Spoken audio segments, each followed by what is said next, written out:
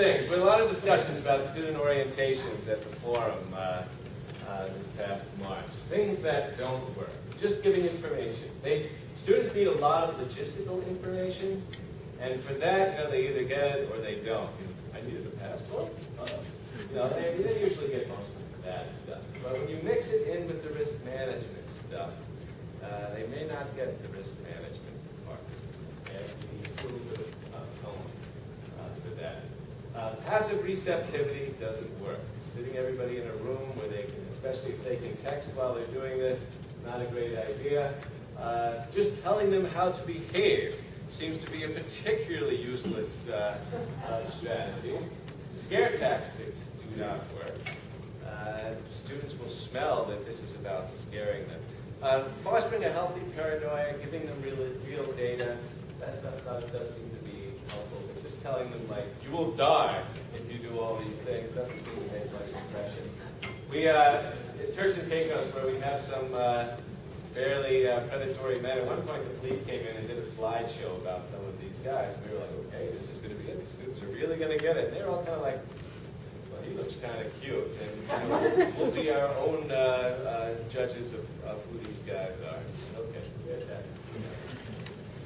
Making the session too casual. Some people, in order to draw more attendance to their orientations, have made it really more of a pool party, or let's meet at a restaurant downtown, or they never really focus on it or not serious business here. So don't make it too casual. Conducting sessions during exams. There was one outfit that was telling me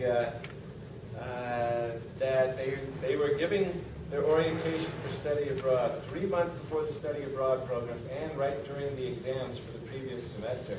And I was thinking, how much of that is going to, be retained? Everybody's studying during the orientation. They're getting their name checked off when they come in the room. That's the only reason they come. What does work? Ensuring that you have their attention. So no texting during the session, no email. Let's have everybody paying attention. Having other students tell their stories. Bringing in students that did have a untoward event happen, come in and talk about it. Is excellent if you have those students around. The whole idea really is about engaging. So some of the stories that I heard sounded great where a lot of people were doing psychodrama. I think Cornell, Colgate, somebody was talking about having, they had a psychodramatist come in. And they had the students walking around saying, so what does it take in most cultures to not look like a victim? Well, you got to look like you know where you're going, what you're doing, who you are. It's like, okay, how do you do that? They had the students walk through how to do that. How does it look like? How do God's great person, everything. How are you going to look like a victim? They had them work all through that stuff. Students find that fun and interesting and engaging, and they're going to learn a lot more of the text that you're trying to get in there when you're doing something like that to get that across. Your teachers, you all know these things, but a lot of people do those very passive sorts of sessions that don't work so well. Role plays are great. I like doing scenarios. So you're in a cab. You've been in this city enough to know where the airport is in relationship to the city. All of a sudden you see the cab is going the wrong way. What are you doing? You going to ask the cab driver something? Okay, so you say to the cab driver, hey, how come we're not heading toward the airport? That's where we're supposed to be going. Oh, there's a detour. Well, I didn't see anything that looked like a detour. What's going on? So put them in those situations. Their new best friend. Hi. How are you? American, yeah? Okay. You're a medical student too? I am too. Yeah, so, how are you going to deal with that? You're on a subway, it's nighttime, you're by yourself, and all of a sudden there's some unsavory person who seems to want to get to know you. There's two people down on the edge of the subway. Can you use those two people? Where are the exits? What kind of decision making you're going to do? Try to help your students get what we'll talk about in a second.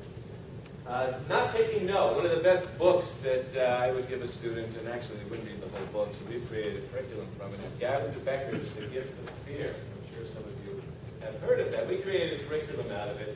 There's a chapter in there that should be entitled The 7 Things That Predators Do to Turn People into Prey. One of the basic schemes is not taking no for an answer. So students are in a bar and somebody sits down at the table with them. It's usually a dude sitting down at the table, a couple of women talking. Excuse me, we're trying to have a conversation, but I'm not getting up to leave. And then a little while later, I'm doing this. Excuse me, please don't touch me. A few minutes later, it's a A few minutes later, it's back. And then it starts drifting a little lower. And each time, I'm not taking no for an answer. That should be a big signal to your students. Going through that curriculum that we created for that book was very helpful for us in Turks and Caicos, because it gave students skills. And now, when somebody's trying to run a play on our students, they start to go, oh, this is that thing that they were talking about, as opposed to like, they said these people were bad. They seemed nice enough to me, and I think you really like them. Oh, going back to here. This is a great picture. We've been collecting pictures of students with earbuds in all over the planet. We've had students go jogging in places that they had no familiarity, that were relatively remote in low and middle income countries. Go jogging. Female students by themselves at 5 o'clock in the morning, they put in earbuds. That's just to make sure that if somebody was trying to attack me, I wouldn't know it until the very last second. And we have had students attacked like that. Actually, this is a story one time. We had a student in Mexico who was attacked by somebody. She was wearing earbuds. She didn't know about it until he took her from behind.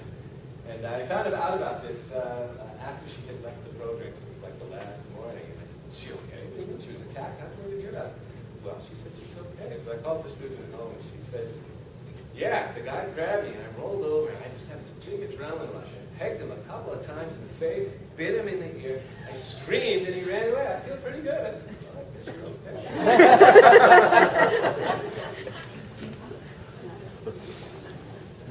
Cooper's colors is something that came from a Marine lieutenant, something Cooper. But he talks about situational awareness. This is from a great training that the State Department has down at the Institute for Foreign Service Institute. He says, oh, the colors don't work on it. Anyway, where it says relaxed alert, if you can read that without hurting your eyes, the bright yellow in there, that's the level that you would want your students to be at.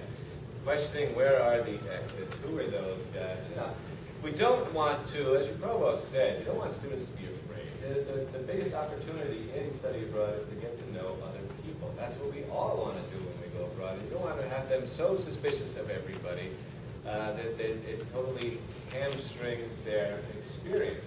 But you want them to have a healthy index of suspicion, to sort of question what's going on, to question at least fire exits here, is this going to work? Who are those guys on the corner? Where our students mostly live is down in the blue, unaware and unprepared. We don't want them hanging around in fight or flight all day long. They'll be exhausted and get nothing out of their study abroad. But we do want them in the relaxed and alert area. This is Lauren Harches again, who did research on doing training for study abroad groups. And she's putting together these online trainings. I was pretty suspicious of this. I was thinking, online trainings, that's not going to work. But I looked at what she was doing. It's very engaging. You get a little avatar who you get to choose who you are. She says students play this all the way through.